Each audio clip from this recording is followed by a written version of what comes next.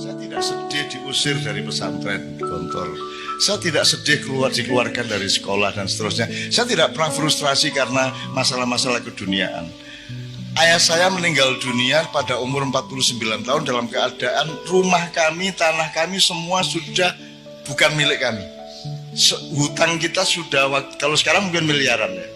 Dan kita tidak mungkin mampu membayar. Ayah saya punya anak 15, saya nomor 4 ya. Tapi kami tidak pernah frustrasi. Pokoknya kita menjalankan apa yang harus kita jalankan. Dan akhirnya bisa. Normalnya kalau saya pakai kalkulasi dunia, begitu ayah saya meninggal, sertifikat hilang, rumah hilang, semua hilang. Dan ibu saya dengan bayinya hanya tidur di atas tikar dan tanpa bantal. Jangankan kursi, jangankan kayu, jangankan almari, semua sudah dijual untuk makan. Tinggal tikar dan sewek. Jadi kalau berdiri seweknya tinggu gendong anak, nek turu ya seweknya tinggu bantal. Itu ibu saya. Tapi saya tidak pernah mengalami frustrasi dengan keluarga saya dalam keadaan semiskin kaya apapun. Karena miskin dan kaya itu tidak dengan kalkulasi seperti Anda menghadapi dunia. Sing ngarani ngono ki melarat sapa? Sing ngarani nek duwe mall ki sugih ki sapa? Wong kae duwe mall siji sing kepengin loro berarti melarat dhek sing kepengin meneh. Lagi niki ra duwe apa-apa malah ora pengen apa-apa. Gitu loh.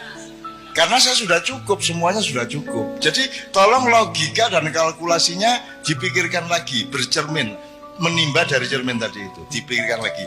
Contohnya Pak Muzamil sudah mengatakan maknya, teman-teman sekalian. Coba ini redaktur maknya sebenarnya sudah mengumpulkan teman penulis untuk mendata saja.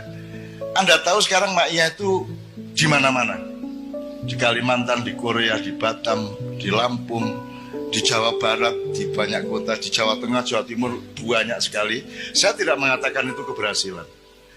Ada orang ngelompok kayak ngene iki nganti jam 3 esuk, itu tidak mungkin ciptaan manusia. Jadi jangan pernah mengatakan copyright Ma'iyah adalah Emainun Najib. Tidak, saya tidak mampu bikin Ma'iyah. Jangankan bikin, mencita-citakan atau memimpikan, membayangkan pun tidak berani saya. Bahwa akan ada orang duduk di hadapan saya jam 9 malam sampai jam 3 pagi. Siapa berani mimpi seperti itu? Nabi Nuh saja 900 tahun hanya dapat sekitar 80 orang. Iki 100 tahun mendane kowe mubal iki.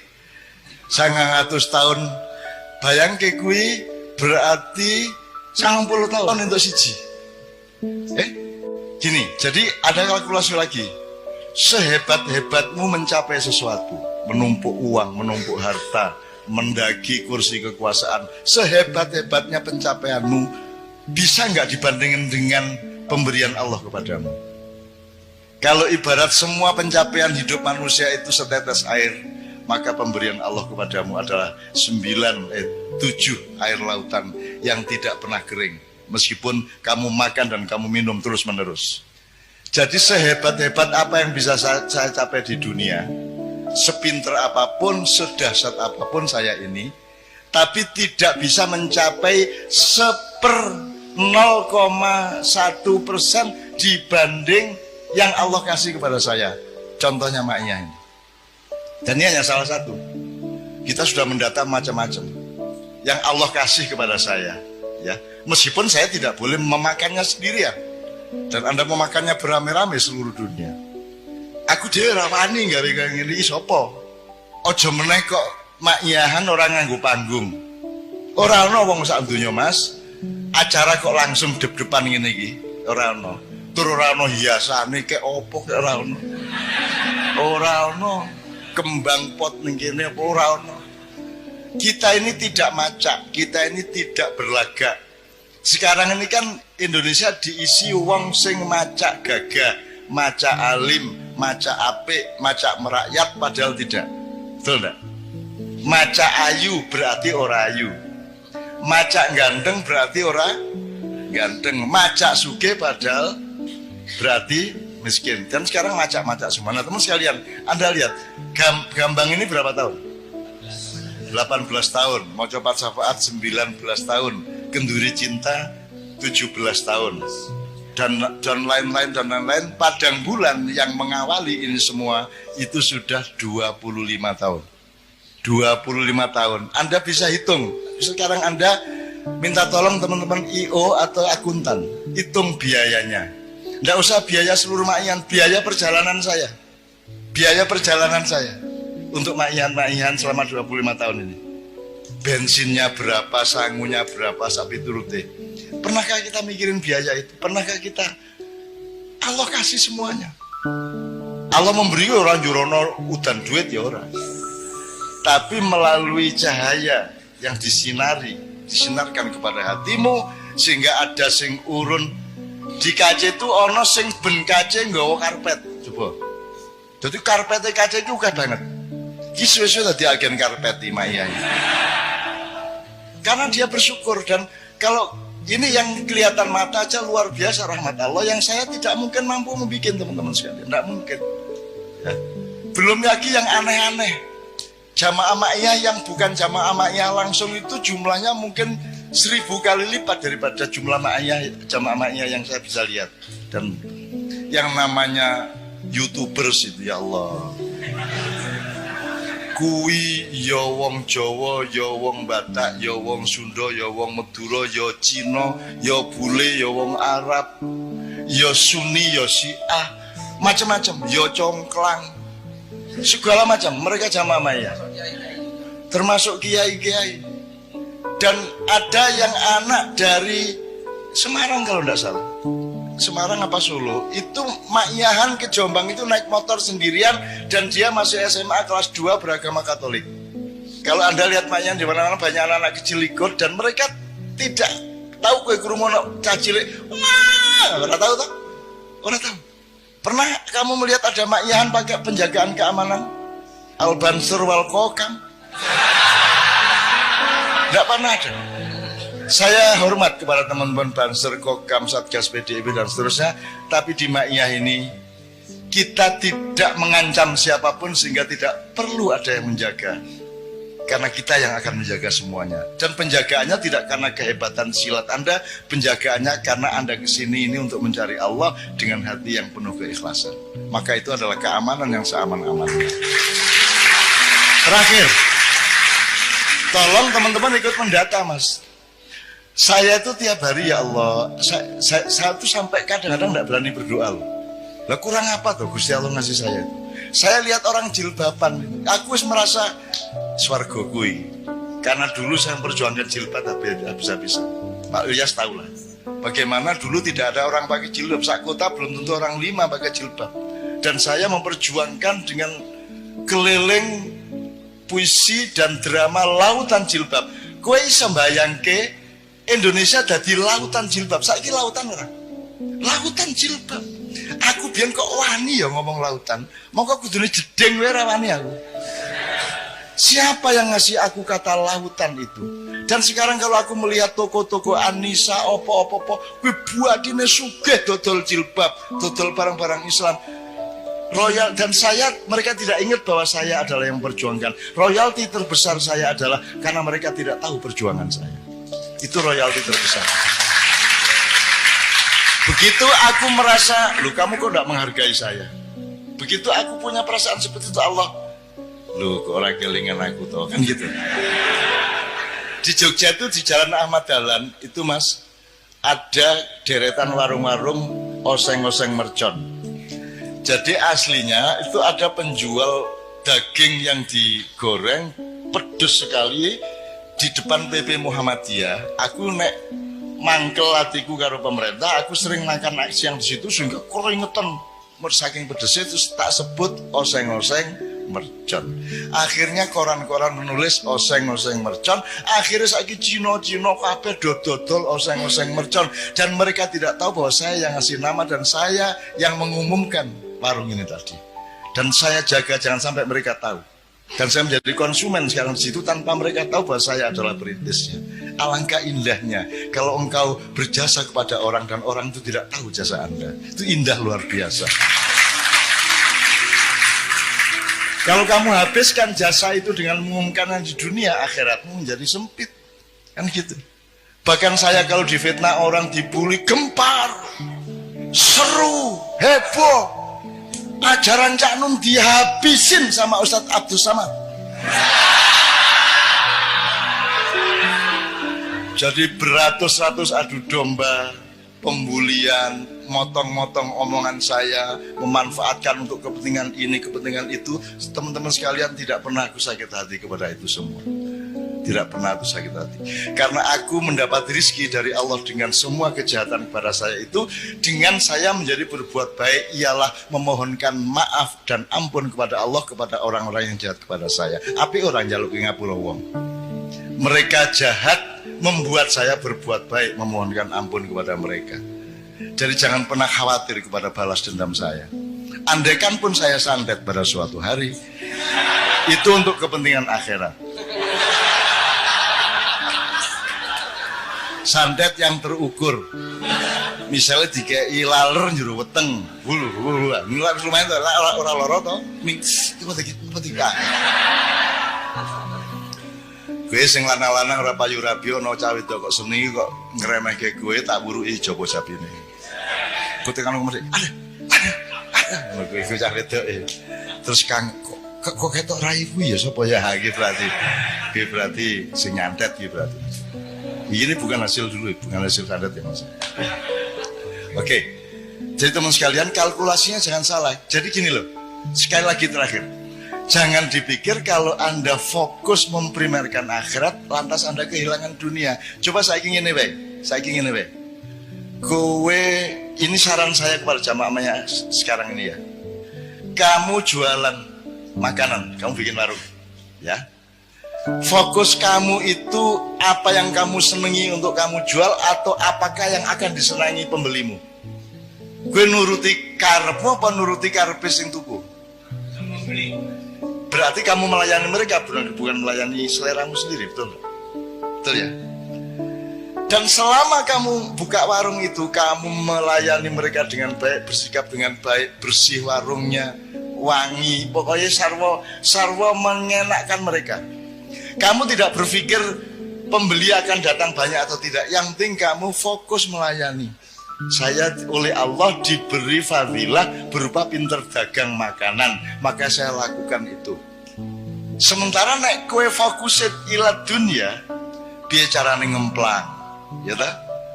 Tuku teh nek ning warung ki wis diudak, wis diracikke, nek nang McDonald kan kowe men disuguhi cangkir karo banyu panas, terus teh seleke lepeke njur kowe kon ngene dhewe. Sehingga Kartolo pelawak Surabaya ku mangkel. Diancuk aku tuku iye. Tuku dikon gawe dhewe iki apa iki gitu. Itu makin modern makin pelit, Mas. Saya tidak tahu kantin di kampus UNES atau di Undip itu mahasiswa antri terus red itu ya. Itu bayar sik lagi mangan apa mangan sik lagi bayar. Kalau bayar dulu berarti peradaban kita anjlok seanjlok-anjloknya. Berarti manusia saling tidak percaya secara sangat serius satu sama lain. Saya dulu pernah menulis di salah satu buku Sri Sang Kiai yaitu Mbah Wongso. Mbah Wongso itu kalau malam pokoknya mulai barisak dia wis lungguh ning pojok wiro belajan kae ya. Pokok iki mikul saka Mas iki kuno ini pikulannya di tengah ditaruhin kompor sama meja, terus ini ngene panganan-panganan sego-sego kucing, kene jajan-jajan sak piturute, terus kompor gelas di sekitar dia. Jadi dia semalaman duduk di situ, tidak bisa berdiri. Terus nanti jam 10 bengi kan dia wis ngantuk. Wong wis tuwa. Dadi engko dhek teh kalih Pak, nggih. Terus dhek ngeracik uruk-uruk ngantuk. Terus engko tangi meneh. Terus ngesoki panas iki banyu panas ungep kayak disoki sret. Tengah-tengah ngesoki mengantuk, Mas. Terus sampai tumpah dari gelasnya itu nyiprat nang bubune lagi dhek tangi meneh ngono kae. Itu pokoknya nek arep ndelok hiburan gratis pokoke nang Mbah Wongso.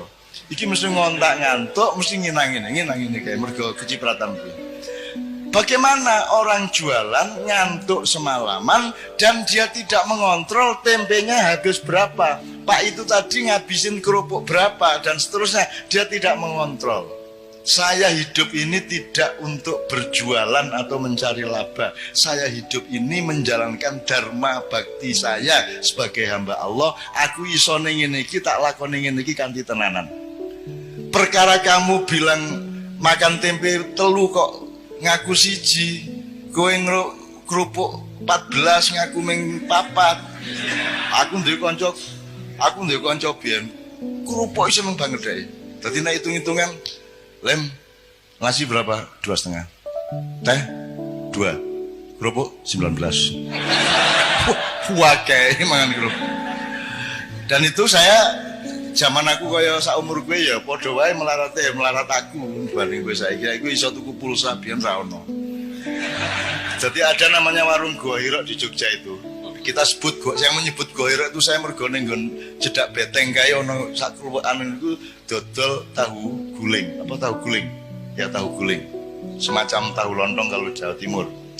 Saya sama teman-teman seniman makan tahu guling 3, apa kerupuk berapa, tempe berapa, teh berapa, kopi berapa. Terus Bu sampun Bu, jam 2 bengi kae. Nggih nak, napa mawon niki tahu gulingnya sekawan. Nggih. Teh panase sekawan tambah kopi kalih. Nggih.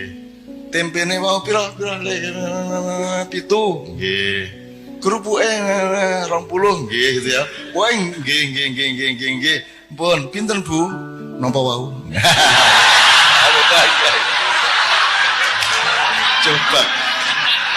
Coba indahnya hidup itu coba. Wah, itu saya ingat sampai sekarang ya Allah indahnya coba. Leku diri ngitung gue ya. Pinten Bu? Napa wau? Aduh ngitung meneh. Coba itu belajar apa ya? Belajar bagaimana kesabaran itu menjadi nikmat bagimu. Bagaimana kearifan itu menjadi nikmat bagimu. Sekarang ini kan ada dikotomis. Kalau kesabaran berarti tidak enak. Betul loh? Kalau melarat berarti sengsara. Itu salah kamu. Nanti dulu. Kamu dapat uang, kamu nikmati uang dengan atau secara akhirat. Dan kamu tidak punya uang, kamu nikmati secara akhirat. Kalau uang dinikmati secara dunia gampang. Tapi kalau tidak punya uang, satu-satunya jalan menikmatinya adalah secara akhirat. Betul enggak? Nah jadi kalau kamu punya uang, kamu menikmati secara dunia bisa, secara akhirat bisa. Double. Kalau kamu tidak punya uang, orang yang keduniaan tujuannya, dia tidak bisa menikmati tidak punya uang. Karena dia tidak bertujuan akhirat. Tapi kalau kamu punya tujuan akhirat, kemelaratan pada momentum tertentu itu adalah kenikmatan akhirat. Tenang dek kui. Makanya sudahlah pertimbanganmu itu akhirat terus supaya dunia itu menjadi kamu kuasai. Nah pesan saya gini, teman-teman sekalian, Anda tahu yang ini coba di ilmu ini kan Pak Saratri kan mengajar ilmu-ilmu sosial juga ya Ustaz ya. Kan ada istilah first world country, second world country, dan third world country. Ada di sejak tahun 70-an dunia dibagi 3. 1 negara dunia 1, kelas 1. Nomor 2 negara dunia kedua, terus negara dunia ketiga. Yang 1 itu Amerika, Eropa. Yang kedua itu dulu itu masih Jepang, Cina dan seterusnya. Kita ini negara dunia ketiga paling paling dewi. Kita ini dengan bangga, dosen-dosen di Undip dengan bangga kita sebagai warga dari negara dunia ketiga loh, malah bangga ya. Saya ingin katakan sama Anda semua, 10 tahun ke atas, 10 tahun sejak sekarang dan kemudian, Amerika akan menjadi negara dunia kedua, Eropa akan menjadi negara dunia kedua, jadi dia akan turun kelas. Afrika, Amerika Latin akan tetap menjadi negara dunia ketiga. Tapi Pasifik, negara-negara Asia Pasifik dari Indonesia sampai Cina di utara, ada Thailand, ada Myanmar, ada Kamboja, ada Vietnam, ada semuanya, akan menjadi negara dunia pertama. Dia akan menjadi first world country. Pusat perekonomian dunia akan ada di wilayah Asia Pasifik. Indonesia akan menjadi bagian dari supremasi ekonomi dunia dalam waktu tidak lama lagi. Ning dudu wekmu, weke Cina ya, dipimpin oleh Cina, karena Cina tega melakukan yang kamu tidak mungkin melakukan. Karena Cina mau melakukan yang Anda tidak mau melakukan. Karena Cina tidak punya selawatan, tahlilan, dan lain sebagainya. Kono pokoknya ndolek duit terus.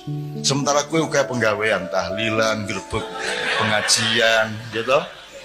Apalagi Pak? Selawatan, ma'iyahan, manakipan, segala oke banget penggawean, sehingga konsentrasi keuangan dan materialismenya turun. Gitu ya. Nah teman-teman sekalian, yang saya ingin omongkan di sini dengan sudah ada bekal wabtagi ad-darul akhirah fima atakallah. Itu ya kalimatnya. Ingat-ingat. Carilah akhirat pada atau di dalam apapun yang Allah kasih. Apa wae? Kowe dikai Gusti Allah apa wae? Dolek ana akhirate. Ngono ya, misalnya. Oke. Nah, teman-teman sekalian, Anda mau apa sekarang? Tahun 2025 ke atas. What are you going to do? Kamu mau apa? Gue harap jadi cleaning service, gue harap jadi satpam, gue harap jadi tukang demo bayaran, gue harap jadi apa? Gue harap jadi pengemis, gue proposal nang dindi, gue pura-pura jadi wong kritis padahal dikongkon satu via untuk demo via yang lain. Gue harap jadi apa? Gue harap jadi wong ngemis, gue wong Jawa ya rata-rata ya. Gue milih ndi? Mati kaliren opo mangan tapi barang colongan. Tenan iki. Ngene, gue tahu ngerti to ceritane ana macan digodha kancil. Mulakal banget to kancil iki. Muangkel macane, akhirnya diuber mlebu alas kae semak-semak ilang.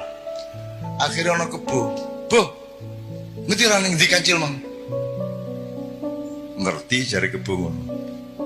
Ning ndi Bu? Ya tak dudu ning ambung sik bokongku. Akhirnya macan nyium pantatnya. Terus kerbau menunjukkan niku mau ning nggon semak-semak kono kae. Wah, macannya lari. Oh, ada bener, lari lagi, hilang lagi.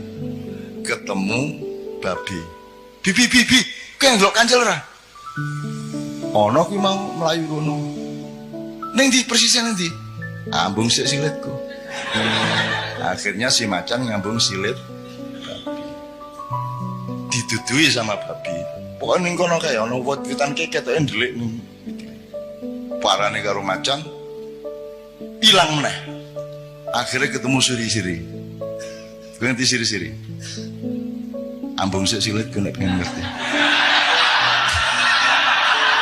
Ora ngerti siri-siri ta? Orang ngerti siri-siri? Belum tahu krungu? Ayo nek kepingin ngerti, dilaten sik silitku. Inilah yang terjadi di Indonesia sekarang.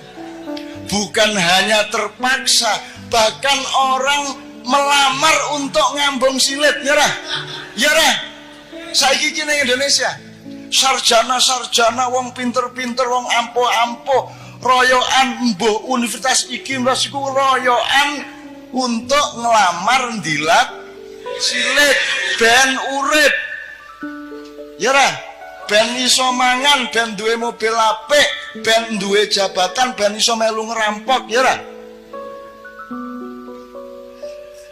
Wes, sesuk kowe ketemu kanca-kancane siri-siri nang ndi? Apa gue? Pengen ngerti gue? Terus langsung kok bukanya.